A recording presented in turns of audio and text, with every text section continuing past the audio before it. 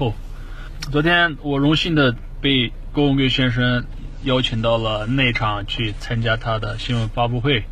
我在新闻发布会也大胆的提出了我自己的一些问题。Yes, sir. Hello, Mr. Bannon.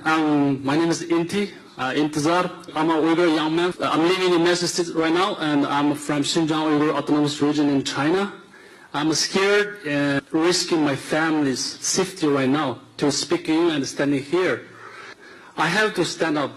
I have to stand up for my people and my Chinese friends because I'm from over there, and I all have my friends, my family.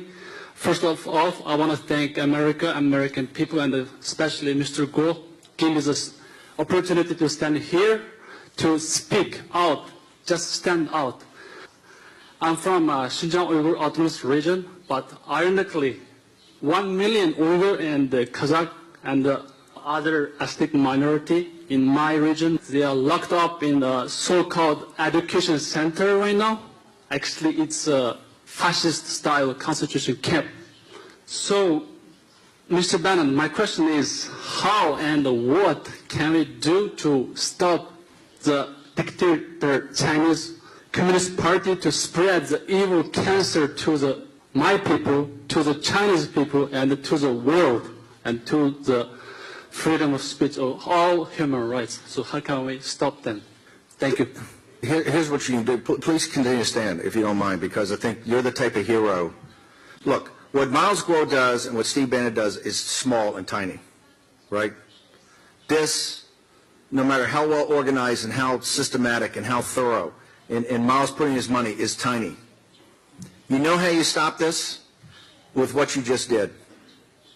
If men and women will bind together and say, we have to stop this, and are prepared to risk their lives to do it, it'll be stopped. And that's the only way it's going to be stopped. What you just did in standing up and risking everything and coming here and being part of that, and Sasha and all the other people, all the other Chinese and other people that are living under this that I've had the opportunity to meet over the last couple of years, it's that personal courage. And so this is the whole purpose of the fund. The fund is to be an apparatus, to have voices like yours, that we can collect the information and then start to just present it to the people, present it to the media. The way to start is what you just did, to risk it all, to be able to come and say this. And so I honor you. Thank you.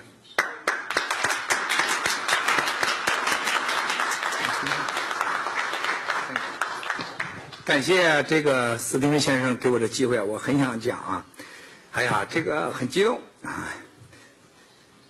昨天我和班农先生讲到这个事情，100万人被关起来，很多妈妈，很多女人，在此时此刻受到凌辱。但是共产党在电视上，他控制的媒体说什么？我给他再教育。这个中国的外交部官员说，我们给他再教育。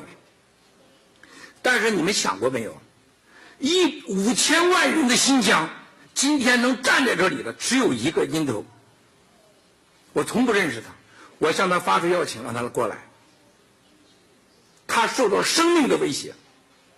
那我请问今天在座的所有的媒体朋友们，你们谁敢举手说我去中国我心里不害怕？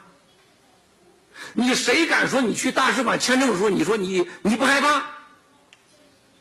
今天在座的华人朋友，你敢说你坐在这里你不害怕？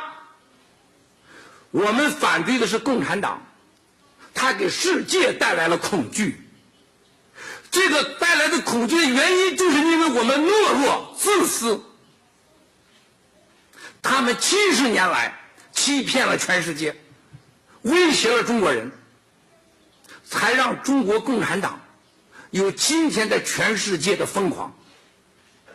他们欺负我们的母亲，强霸我们的女儿和太太，将我们的兄弟姐妹关在监狱里。现在我的哥哥同事还在监狱里。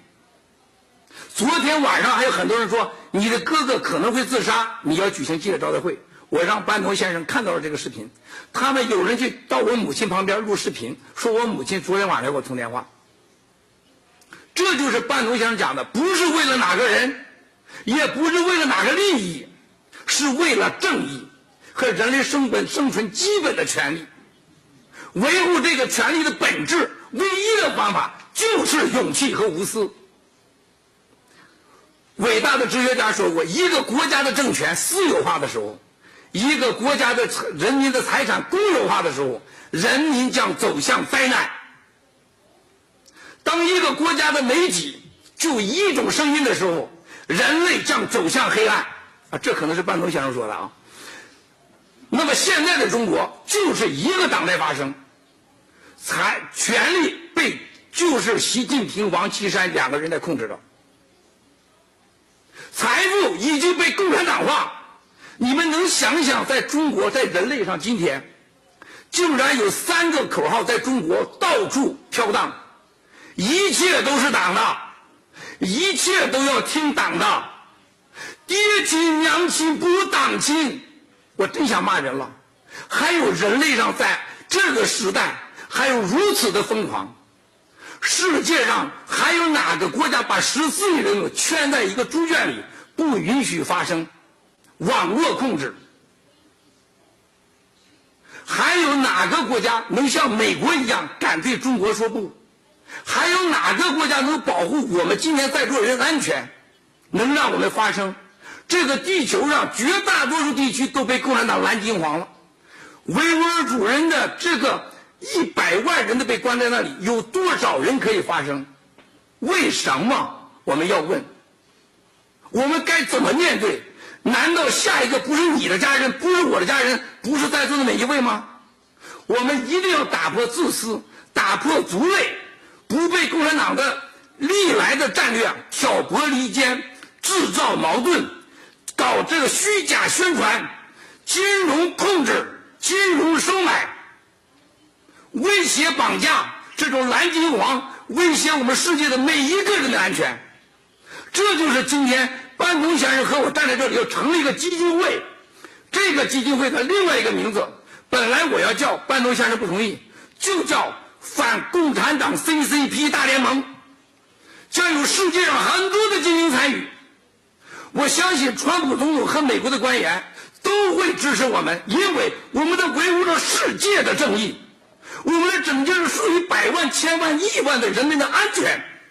我们要保证每个人的母亲和姐妹不被他们强奸，不被他们关在集中营，让你们每个人到中国的时候没有恐惧，不会让他们用签证或者用任何办法让你消失。这就叫正义。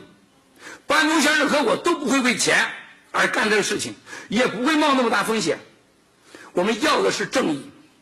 这是我为什么尊重班农先生，我为什么我们要成立这个反共大联盟。